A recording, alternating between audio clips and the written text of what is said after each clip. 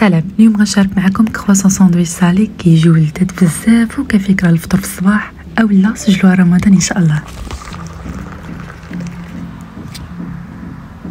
الوغ كناخد كرواسون كنفتحها على جوج، كناخد مقيله كندير فيها شويه ديال الزبده، كدوب الزبده كنبريسي فيها الكرواسون على هذا الشكل هذا حتى كيتكرملوا. يا ابخي كناخد واحد بتي بول كندير فيه جبلي اللي تقدروا تعوضوه بياغورت مسوس، كندير فيه شويه ديال الزعتر محكوك غير شويه وواحد طريقه ديال الزعتر وكنميلونجي مزيان.